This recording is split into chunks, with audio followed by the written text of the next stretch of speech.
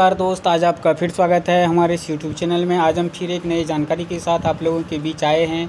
दोस्तों, आज की न्यूज़ बहुत ही दुखदाई न्यूज़ है, क्योंकि अस्थायी ट्रांसफ़र पर जो है बीएसएनएल स्टाफ का जो अस्थायी ट्रांसफ़र होता है उसमें बहुत सारे बदलाव कर दिए गए हैं और कर्मचारियों को इससे बहुत सारी समस्या का सामना करना पड़ सकता है। तो दोस्तों, आज उसी के संबंधित न्यूज़ लाए हैं, तो आप विस्तार से जानिए आखिर किस आधार पे पहले ट्रांसफ़र होता था अस्थायी और अब किस आधार पे क्या क्या चेंजिंग हुआ है। तो दोस्तों चलिए आपको हम बताते हैं विस्तार से। अस्थायी तबादलों पर लगाए गए प्रतिबंध, बीएसएनएल ईयू ने सीएमडी बीएसएनएल को पत्र लिखकर इस पर कड़ी आपत्ति जताई है। जी हां, इस पर यूनियन वालों ने जो है कड़ी आपत्ति जताई है। निगम कार्यालय ने दिनांक 27/8/2021 को पत्र जारी कर अस्थायी तबादलों पर कड़ी पाबंदियां लगाई है।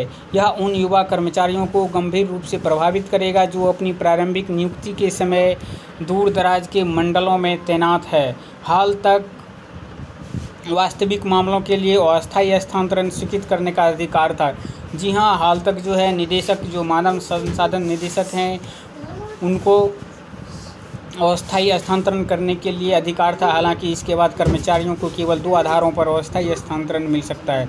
जी हां, अब कर्मचारियों को केवल 2 आधार पर ही अस्थायी स्थानांतरण मिल सकता है।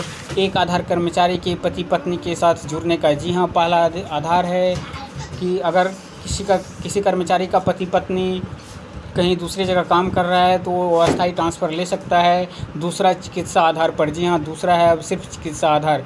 चिकित्सा आधार पर कर्मचारी केवल कैंसर, गुर्दे की विफलता आदि जैसी गंभीर बीमारियों के मामलों में ही अस्थायी स्थानांतरण प्राप्त कर सकते हैं। जी हाँ, इसमें सिर्फ कैंसर या गुर्दे की विफलता आदि जैसी जो गंभीर बीमारियां हैं उस मामलों में ही अस्थायी स्थानांतरण कर सकते हैं। कर्मचारी को अस्थायी स्थानांतरण नहीं मिलेगा, भले ही उसके माता पिता को दिल का दौरा पड़ जाए। इसके अलावा दुर्घटना के मामलों में अस्थायी स्थानांतरण तभी दिया जाएगा जब अधिकारी विकलांग हो।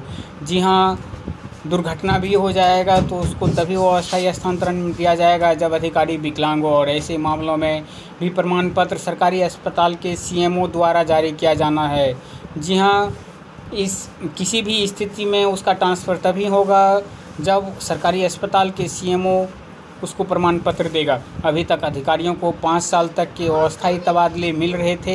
हालांकि इसके बाद अस्थायी स्थानांतरण केवल 2 वर्षों तक ही दिए जाएंगे। जी हाँ, इससे पहले 5 साल तक था, अब यह अस्थायी स्थानांतरण केवल 2 वर्षों तक ही दिए जाएंगे। प्रबंधन नियत तारीख पर कर्मचारियों का वेतन का भुगतान नहीं कर पा रहा है। कर्मचारियों के मेडिकल बिल पिछले कई सालों से लंबित है। अधिकांश कर्मचारी ठप होने से परेशान हैं। प्रबंधन कर्मचारियों की ऐसी वास्तविक शिकायतों के निवारण के लिए कोई कार्रवाई नहीं कर रहा है। हालांकि प्रबंधन कर्मचारियों को वर्तमान में जो छोटी छोटी रियायतें मिल रही है उससे इनकार करना चाहता है। बीएसएनएल प्रबंधन कर्मचारियों को गुलाम बनाना चाहता है। जहाँ बीएसएनएल प्रबंधन जो है कर्मचारियों को अपना गुलाम बनाना चाहता है, जैसे मर्जी वैसे काम करवाना चाहता है। इसकी अनुमति नहीं दी जानी चाहिए। बीएसएनएल ईयू ने इस पर कड़ी आपत्ति जताते हुए सीएमडी बीएसएनएल को एक पत्र लिखा है। प्रबंधन की इस मनमानी कार्रवाई का विरोध करने के लिए सभी यूनियन और संघों को आगे आना चाहिए। जी हाँ, अभी जो ये ऑर्डर आया है इस पर सभी यूनियन एवं संघों को आगे आना चाहिए और इसका विरोध करना चाहिए। तो दोस्तों, अब आपकी नज़रिया आप अपने नज़रिया से देखिए क्या क्या चेंजिंग हो रहा है, किस तरह से बीएसएनएल कर्मचारियों के लिए और गंभीर समस्या पैदा हो रहा है बीएसएनएल में। तो दोस्तों, जय हिंद।